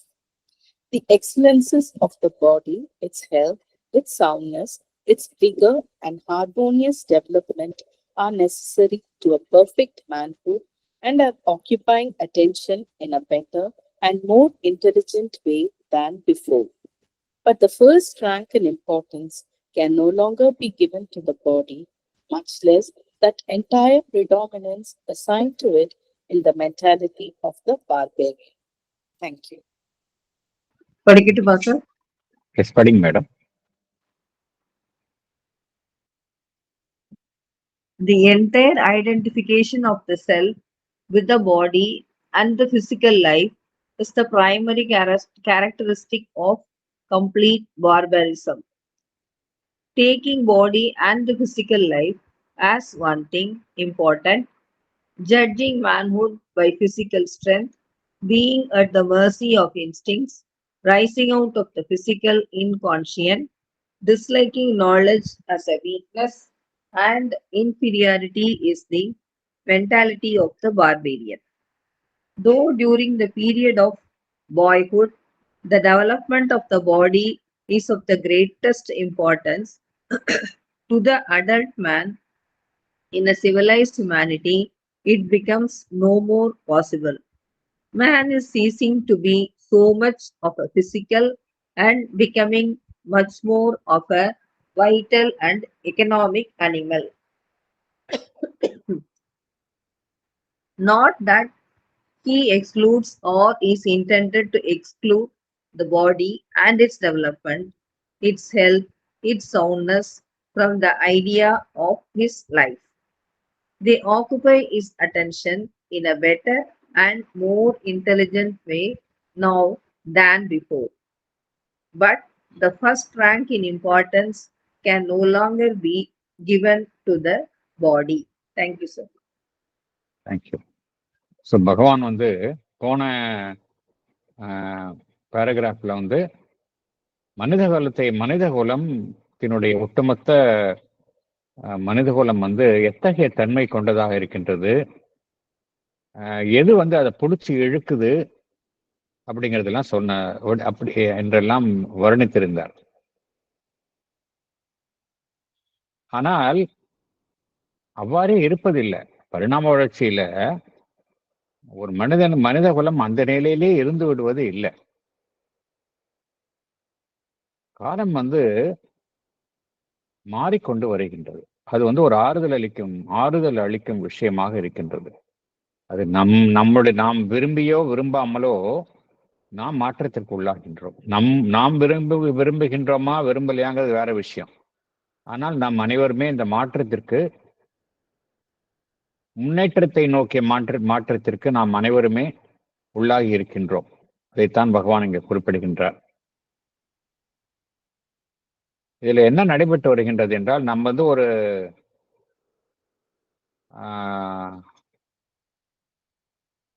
ஒரு 2000-3000 வருஷத்துக்கு முன்னாடி இருந்த மனிதனுடைய நிலையை விட இப்பொழுது மனிதனுடைய நோக்கம் வந்து ரொம்ப ரிஃபைன் ஆயிருக்கு. ஒரு காலகட்டத்தில் வெறும் உடல் வலிமை, இந்த உடல் வலிமையின் மூலம் சாதித்தல் என்பதுதான் ஒரு காலத்துல வந்து பிரதானமாக இருந்தது. இப்ப அப்படி கிடையாது. உடலுக்கு அப்புறம் உயர்வான ஒரு காலகட்டத்தில் பார்த்தோம் அப்படின்னா இந்த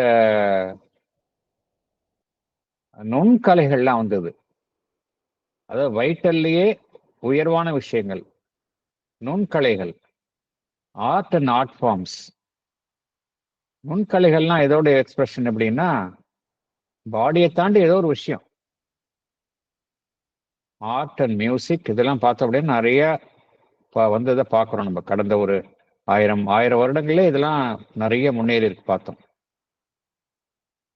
இதெல்லாம் தாண்டி மைண்ட் பார்த்தோம் அப்படின்னா கடந்த ஒரு 100, 200, 300 வருடங்களாக மைண்ட் வந்து இனார்மஸா முன்னேறிடுச்சு. சயின்டிபிக் அட்வான்ஸ்மெண்ட், சயின்டிபிக் டிஸ்கவரிஸ் எல்லாம் வந்துருச்சு. இப்ப பார்த்தோம் அப்படின்னா இன்னும் இப்ப எல்லாமே எதை பத்தி பேசுறாங்க? ஆர்டிபிஷியல் இன்டெலிஜென்ஸ் பேசுறாங்க. மைண்டினுடைய உச்சக்கட்ட நிலை மைண்டையும் தாண்டி போயிடுமோ அப்படிங்கிற ஒரு அச்சத்தையும் நமக்கு உண்டு பண்ணுகின்றது ஆர்டிபிஷியல் இன்டெலிஜென்ஸ். மனிதனுடைய மூளையை தாண்டி பன்மடங்கு அது சிந்திக்கின்றது. ஸோ அத்தகைய நிலையில இருக்கு. இப்ப இங்க வந்து எப்படி போயிடுச்சு? இப்போ உதாரணத்துக்கு சொல்லலாம். ஒரு சின்ன உதாரணம் சொன்னா நமக்கு புரியும் எப்படி வந்து பாடி அண்ட் அதனுடைய சக்திகள்ல இருந்து நம்ம மாறி வந்திருக்கோம் அப்படின்னு. ஒரு காலகட்டத்துல போர் அப்படின்னு எடுத்துக்கொண்டால் மனிதர்கள் வந்து நேரடியாக சென்று போர் புரியணும், வாள் எடுத்து போர் புரியணும், பிசிக்கலா இன்வால்வ் ஆயிட்டு இருந்தாங்க. அந்த உடல் வலிமை என்பது மிகவும் தீவிரமா அவசியமாக ஒன்றாக இருந்தது. இப்ப எப்படி நடைபெறுகின்றது போர்கள்? நம்ம உட்கார்ந்த இருந்த இடத்திலிருந்தே நம்மளுடைய எதிரிகளை நாம் தாக்குகின்றோம். நாம் எங்க இருக்கின்றோமோ அங்கிருந்து சற்றும் நகராமல் நம்மால் நம்மளுடைய எதிரிகளை தாக்க முடிகின்றது. இதெல்லாம் எப்படி சாத்தியமாகின்றது? ஸோ இந்த உடலினுடைய பராக்கிரமம் அதிலிருந்து மனிதனுடைய அறிவினுடைய முக்கியத்துவம் இங்கு முன்னிலை வகிக்கின்றது. அப்படிங்கிறது நம்ம அறியாம இந்த மாற்றம் வந்துருச்சு இல்லையா? நம்மை அறியாமலேயே இந்த மாற்றம் வந்துருச்சு. அதான் பகவான் என்ன சொல்றாரு? The time is passing away permanently. Let us hope for the cycle of civilization when the entire identification of the self with the body and the physical life was possible for the general consciousness of the race. அதாவது ஒரு காலகட்டத்தில் எப்படி இருந்ததுன்னா மனித குலத்திற்கு வெறும் மனிதனுடைய உடல் சார்ந்த வாழ்வு, அதை தவிர வேற எதுவும் முடியாது. அதை கடந்து செல்லும் காலம் இப்பொழுது வந்துவிட்டது அப்படிங்கிறார். The time is passing away permanently அப்படிங்கிறார். அதிலிருந்து நம்ம வந்து வெளியே வந்துட்டோம் அப்படிங்கிறார். கம்ப்ளீட் ஐடென்டிபிகேஷன், வெறும் உடலினுடைய அந்த வலு அதை நம்பியே செயல்படுவதில் என்பது ஒரு முழுமையான ஒரு காட்டு மிராண்டித்தனம் அப்படிங்கிறார். It is a characteristic of complete barbarism அப்படிங்கிறார். வெறும் உடல் வலு, வேற எதுவும் கிடையாதாங்க. ஆனா இப்ப அப்படி கிடையாது. ஆனால் ஒரு மனிதனுடைய வாழ்வுல, மனிதனுடைய வளர்ச்சியில நிச்சயமாக வந்து பார்த்தோம் அப்படின்னா நம்ம என்ன செய்யறோம்? ஒரு குழந்தை வந்து நல்லா வளருது. அவன் வந்து ஒரு குழந்தை பருவத்துக்கு அப்புறம் வந்து அடுத்த பருவத்துக்கு போகும் பொழுது நல்ல உடல் வலு தேவைப்படுகின்றது. அது வந்து முக்கியம்தான்.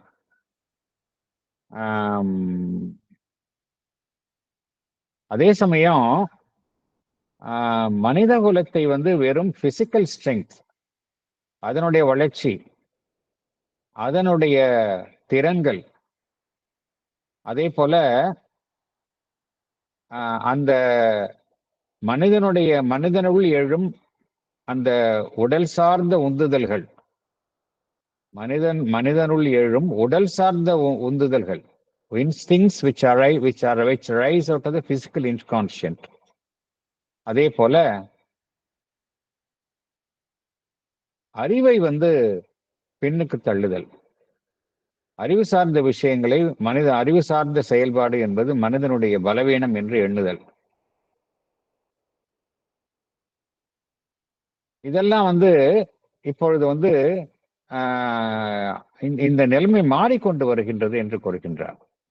To take the body and the physical life as the one thing important, to judge manhood by the physical strength, development and prowess, to be at the mercy of the instincts which rise out of the physical inconscient, to despise knowledge as a weakness and inferiority, or look on it as a peculiarity and no necessary part of the manhood. That is, இதெல்லாம் வந்து Barbarik nature. Barbarian தான் அப்படி think பண்ணுவான். Barbarian என்ன think பண்ணுவான்? அவனுக்கு உடல் தான் இம்பார்ட்டன்ட். பிசிக்கல் ஸ்ட்ரென்த் தான் இம்பார்ட்டன்ட். உடலினுடைய உந்துதல் தான் அவனுக்கு இம்பார்ட்டன்ட். அவனுக்கு அறிவு வந்து முக்கியத்துவம் கிடையாது. பார்பாரிக் மென்டாலிட்டி அப்படிதான் திங்க் பண்ணும். ஆனா அந்த அந்த கட்டத்திலிருந்து நாம் மாறிக்கொண்டு வருகின்றோம் அப்படிங்கிறார். நோ டவுட் இந்த ஒரு மனிதன் வந்து வளரும் பொழுது, குழந்தை பருவத்திலிருந்து அடுத்த நிலைமைக்கு செல்லும் பொழுது உடல் வலு, அதற்கு ஊட்டம் அளிப்பது அவசியம்தான். அதுல ஒன்றும் அதுல ஒன்றும் மாறுதல் கருத்து கிடையாது. ஆனால் அது மாத்திரமே இங்கு முக்கியத்துவம் என்று கருதக்கூடிய நிலை வந்து இப்பொழுது மாறிக்கொண்டு வருகின்றது என்று கூறுகின்றார். ஒரு மனிதனுடைய இந்த உணர்ச்சிகளை சார்ந்த செயல்பாடும் தற்பொழுது மாறிக்கொண்டு வருகின்றது அப்படிங்கிறார். மாடர்ன் லைஃப்ல the vital attitude of the race is changing. மனிதன் வந்து அவனுடைய விஷயங்கள்லாம் பார்த்தோம் அப்படின்னா உயர்வான விஷயங்களை நோக்கித்தான் செல்கின்றது. எல்லா கலைகள், இசை, இது மாதிரி எவ்வளவோ ஃபார்ம்ஸ், ஆர்ட் ஃபார்ம்ஸ், இதெல்லாம் பார்த்தோம் அப்படின்னா இந்த உயர்வான விஷயங்களை நோக்கி மனித குலம் செல்கின்றது. அவனுடைய வயிற்றில் வந்து உயர்வான விஷயங்களை நோக்கித்தான் செல்கின்றது. உடல் சார்ந்த மனிதனாக, வெறும் உடல் சார்ந்த மனிதனாக மாத்திரமே மனிதன் இப்பொழுது இல்லை. அந்த நிலைமை மாறிக்கொண்டு வருகின்றது.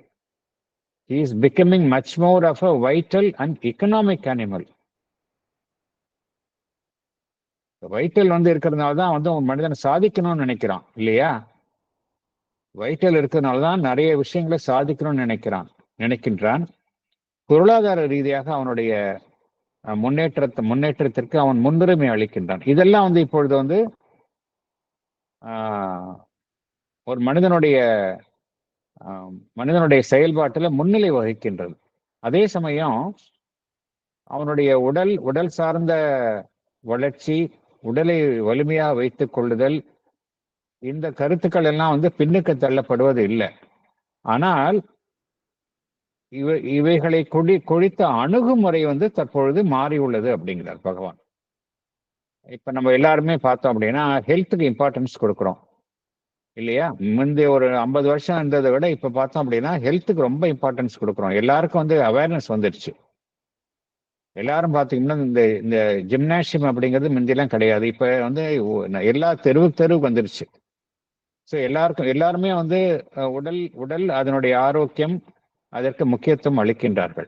ஆனால் அதையும் தாண்டியும் செல்கின்றார்கள். அதைத்தான் சொல்றாரு இங்க பகவான். அதை வந்து நம்ம வந்து அறிவுபூர்வமாக அணுகின்றோம். உடலினுடைய பராமரிப்பையும் நாம் உடலினுடைய ஆரோக்கியத்தையும் அறிவுபூர்வமாக அணுகுகின்றோம். கடந்த காலத்தில் நம்ம அவ்வாறு அணுகவில்லை, தற்பொழுது அணுகுகின்றோம்.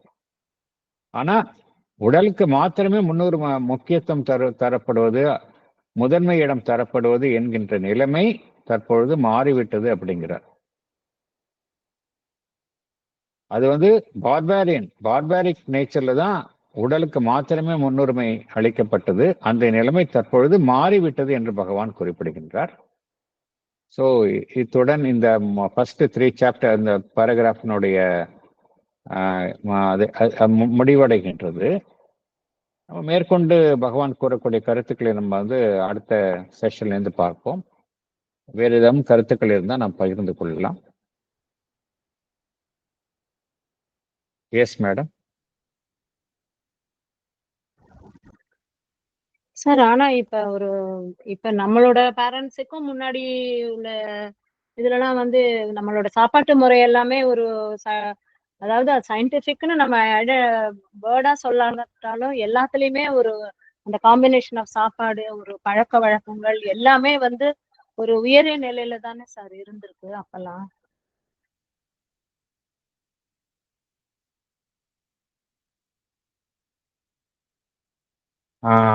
அதாவது நீங்க சொல்றது வந்து இப்ப இருக்கிற இந்த யங்ஸ்டர்ஸோடைய இந்த ஃபாஸ்ட் ஃபுட்டு அதையும் நம்ம எல்லாம் வந்து இன்ஃபேக்ட் நம்மளோட மெஜாரிட்டி ஆஃப் அஸ் வந்து பார்த்தோம் அப்படின்னா ஹெல்த்தி ஃபுட்டு தான் நம்ம வந்து சாப்பிட்டுட்டு இருந்தோம். வெளியில ஹோட்டல்ல சாப்பிட்றதுங்கிறது கிடையாது. எல்லாருமே வீட்டில் தான் பகவான் அவங்களையும் இன்க்ளூட் பண்ணி தான் சொல்றாரு. அதாவது பகவான் வந்து அந்த காலகட்டத்தையும் இன்க்ளூட் பண்ணி தான் சொல்றாரு. பகவான் சொல்லக்கூடிய இது வந்து நம்மளுடைய மூதாதையர்களுடைய காலகட்டத்தையும் தான் இன்க்ளூட் பண்ணி சொல்றாரு. ஆனால் இந்த அவேர்னஸ் அபவுட் த ஹெல்த் வந்து இப்ப இம்ப்ரூவ் ஆயிருக்கு இல்லையா? அவேர்னஸ் அபவுட் த ஹெல்த் அப்படிங்கிறது இப்ப வந்து இம்ப்ரூவ் ஆயிருக்குது. வெறும் உடல் வலிமைக்காக மாத்திரம் இல்லை, அதுக்கு மாத்திரம் இல்லை அப்படிங்கிற ஒரு இது அவ ஏன் சாப்பிட்றாங்க அப்படின்னா, இப்போ ஏன் அவங்க ஃபாஸ்ட் ஃபுட் சாப்பிட்றாங்க அப்படின்னா அது ஏதோ ஒரு ப்ளஷருக்காக சாப்பிட்றாங்க, அவ்வளவுதானே ஒழிய உடலை வலுவாக்கணும்னு இப்போ அவங்க சாப்பிட்றது இல்லை. அது வந்து ஒரு ஃபேஷனுக்காக சாப்பிட்றாங்க. பட் ஸ்டில் என்ன ஒரு முன்னேற்றம் இருக்கு அப்படின்னா, இந்த ஹெல்த் அவேர்னஸ் அப்படிங்கிறது பொதுவாக முன்னேறி இருக்கு.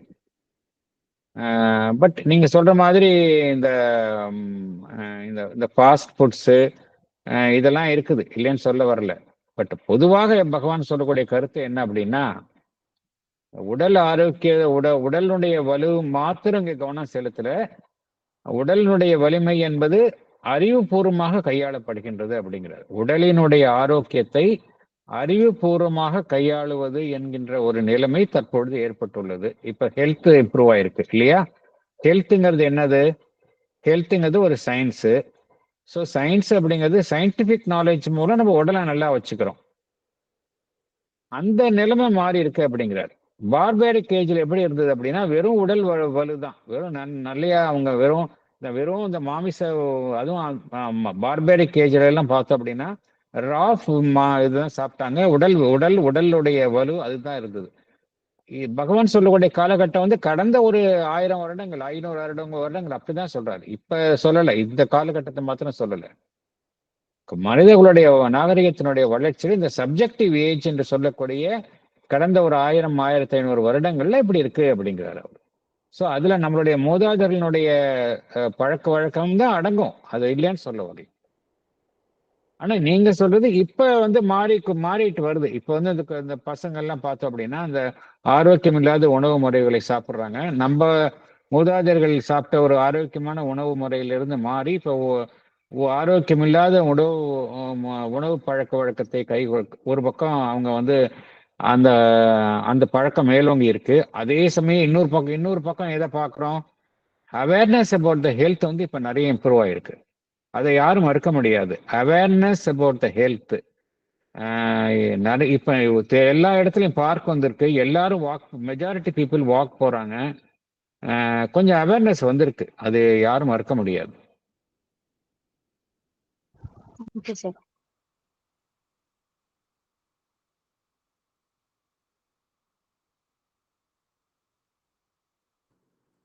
Sir excuse me sir. சொல்லுங்க மேடம். சார் பகவான் சொல்ற மாதிரி இந்த அறிவுபூர்வமா முன்னேறுதல் அப்படின்னு பார்க்கும் பொழுது நம்மளை விட நமக்கு அடுத்தடுத்த ஜென்ரேஷன்ஸ் வந்து இந்த கம்யூனிகேஷன் ஸ்கில்ஸ் மற்றும் மற்றதுல எல்லாம் நம்மளை விட ஃபாஸ்டாகவும் ஈவன் நமக்கே லீட் பண்ற அளவுக்கு இருக்கிறது வந்து பகவான் சொல்ற அந்த முன்னேற்றமே எடுத்துக்கலாம் இல்லைங்களா? நிச்சயமாக. ஈவன் அவங்க இந்த பிரச்சனைகளை கையாளும் விதம் வந்து அவர்கள் வந்து ரொம்ப ஃபாஸ்டா முடிவெடுக்கிறாங்க. இந்த ஜெனரேஷன் வந்து ரொம்ப ஃபாஸ்டா முடிவெடுக்கிறாங்க, ஒரு டிரான்ஸ்பரண்டா முடிவெடுக்கிறாங்க, குயிக்கா முடிவெடுக்கிறாங்க. அதெல்லாம் மாறுதல்கள் ஏற்படுது அப்படிங்கிறது நம்மளால மறுக்கவே முடியாது. நமக்கு அடுத்த ஜெனரேஷன் அதுக்கு அடுத்த ஜெனரேஷன் பார்த்தோம் அப்படின்னா அவங்களுடைய அறிவுத்திறன்ல வந்து பன்மடங்கு முன்னேறி இருக்கிறாங்க. அதுல ஒன்றும் சந்தேகமே கிடையாது. இந்த நியூ பகவான் சொல்றாரு இல்லையா, அதே மாதிரி அதாவது இந்த நியூ ரேஸ் வந்து முன்னேறி இந்த எஸ்பெஷலி இந்த சூப்ராமெண்டல் கான்சியஸ்னஸ் வந்ததுக்கு அப்புறம் வந்த ரேஸ் வந்து அதுக்கப்புறம் வந்த குழந்தைகள்லாம் வந்து அவங்களுடைய அந்த அறிவுத்திறன் என்பது செயல்பாடு எல்லாமே வந்து பன்மடங்கு முன்னேறி இருக்கு அப்படிங்கிறத நம்மளால மறுக்கவே முடியாது. நோ டவுட் இந்த அபரேஷன்ஸ் இருக்கு செய்யும். இப்ப நம்ம சொல்ற மாதிரி அந்த ரொம்ப ஒரு பேஷனபிள் லைஃபுக்கு லைக் பண்றது, ப்ரையாரிட்டிஸ் என்னன்னு தெரியாம இருக்கிறது, அதெல்லாம் அபரேஷன்ஸ். பட் அதெல்லாம் சரியாயிடும். ஈவன் அதெல்லாம் அந்த ஒரு காலகட்டத்துக்கு அப்புறம் அதெல்லாம் மாறிடும். பட் ஒன்றை நாம் மறுக்க முடியாது. நமக்கு அப்புறம் அதுக்கப்புறம் அடுத்த ஜெனரேஷன்ல வந்து அவங்களுடைய அறிவு திறன் வந்து பன்மடங்கு முன்னேறி இருக்கு அப்படிங்கிறத நம்மளால அதாவது நம்மளால நினைச்சு பார்க்க முடியாத அளவுக்கு அவங்களுடைய அந்த கெப்பாசிட்டி முன்னேறி இருக்கு. ஒரு சின்ன குழந்தைய எடுத்துக்கிட்டா அதனுடைய காம்ப்ரிஹெண்டிங் ஸ்கில்ஸ், கிராஸ்பிங் பவர், அந்த இன்டெலிஜென்ஸ் எல்லாம் பார்த்தா அமேசிங்கா இருக்கு. அதை மறுக்கவே முடியாது. அதுதான் பகவான் சொல்றாரு, அறிவினுடைய செல்வாக்கு இப்ப ரொம்ப அதிகமா இருக்கு. Thank you sir. ஃபார் எக்ஸாம்பிள் நம்ம ஒரு 10 வார்த்தையில சொல்ற ஒரு விஷயத்த இப்ப ஜென்ரேஷன் வந்து ஒரு வார்த்தையில ஈஸியா சொல்லிடுறாங்க. நிச்சயமாக நம்ம வந்து இந்த கிரகிச்ச விஷயங்களை வந்து நம்ம கிரகிச்சு அப்படியே தான் நம்மளால கொடுக்க முடிஞ்சது. ஓரளவு நம்மளால வந்து மற்றதோட கார்லேட் பண்ணி சொல்ல முடியும். ஆனா அவங்க வந்து நம்மளை விட ஃபாஸ்டாகவும் அதே சமயம் ஆப்டாவும் டைம்லயும் சொல்ற அளவுக்கு நீங்க சொன்ன மாதிரி இருக்காங்க சார்.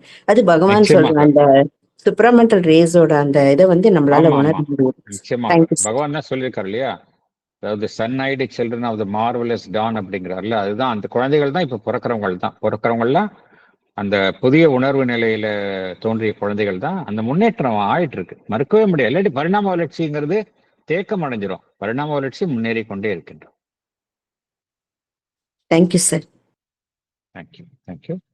நம்ம க்ளோஸ் பண்ணிக்கலாம் செஷன்.